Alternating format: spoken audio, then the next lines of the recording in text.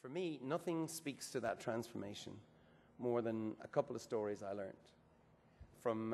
One from Harry Belafonte, who's here tonight. I hear of mine, Pamela, there with him. And he told me a story. I hope you don't mind me taking you off, Harry, but he said in a voice, in a hotel room in London, he said, you know, early in the Kennedy administration, Dr. King had shut down a strategy meeting of civil rights activists because not a single person could come up with a single encouraging thing to say about the hard-nosed Attorney General that we call now RFK. And then he talked about when Bobby lay dying, and he had tears, Harry Belafonte, in his eyes, that there was no greater friend to the civil rights struggle, that this transformation had happened from a tough guy. And then the second story was from John Lewis, who years later, after Dr. King was killed, Lewis snapped himself out of his grief by saying, well, thank God, we still have Bobby Kennedy. But if you ask me, and of course, this is a way in distant memory of an Irish boy, but if you ask me, this distinction gets overdrawn.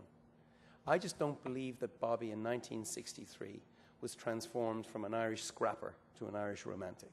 I don't buy it. I don't believe he went from being a hardened pragmatist to being a misty-eyed idealist.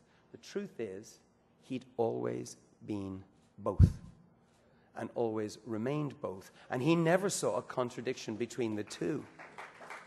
And that's why I want to talk about him tonight. And to quote the man himself, we must, he said, deal with the world as it is. This is the same speech that you saw earlier and from which the award name comes from in South Africa. We must get things done. We must deal with the world as it is. But idealism, high aspirations, and deep convictions are not incompatible with the most practical and efficient of programs. There is no basic inconsistency between ideals and realistic possibilities. There is no separation between the deepest desires of heart and of mind and of the rational application of human effort to solve human problems. Was Kennedy a liberal? Yes. A hippie? Never. Never. None of the Kennedys, as far as I know, went in for the flowers and the hair thing. The Kennedys, from my world, are punk rock. They wear marching boots, not Birkenstocks. And, you know, there's a boot there. And I felt it, actually, on occasion. And I think with Bobby Schreiber, it was a red Converse sneaker. But, you know. Anyway, the reason I'm talking about this, and I think about it a lot, this phony distinction between pragmatism and idealism.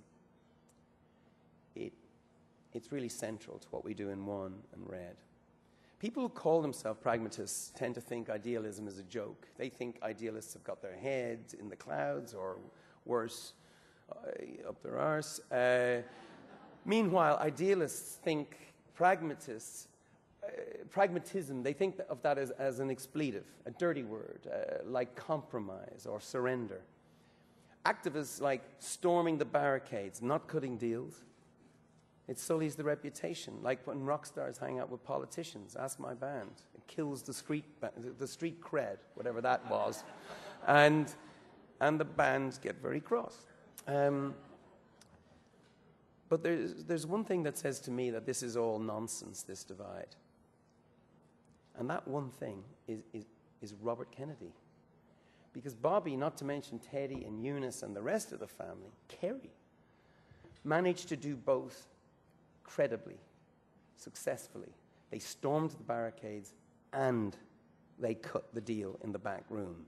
The deal that saves lives, that advances the cause, that scores a big win for equality and justice. What, after all, was Bobby Kennedy's trademark, seen in photo after photo?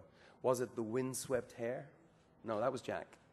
Was it the powerful, confident smile? No, that was Teddy. The trademark, Bobby's trademark, was the rolled up sleeves. A man at work, just a hint of muscle. Dreaming of the world as it isn't, yes, but dealing with the world as it is. The most important things getting done. And that is why Bobby Kennedy looms large in my life. At my home in Dublin, on my desk, in my writing room, there's a picture of Bobby. I see it every day. And here in New York, in our apartment, another picture. Now, friends, imagine that's just another holy picture for a grandiose Irishman obsessed with America. Grandiose, yes, but they are wrong about the motive. To me, Bobby Kennedy represents the reason, the duality, the modus, the code of conduct that I aspire to in the fight for justice and for truth and for human rights. His words tell us why or why not, but his actions show us how. That is why, for a lot of us here tonight, that picture of Bobby is a family portrait. Thank you.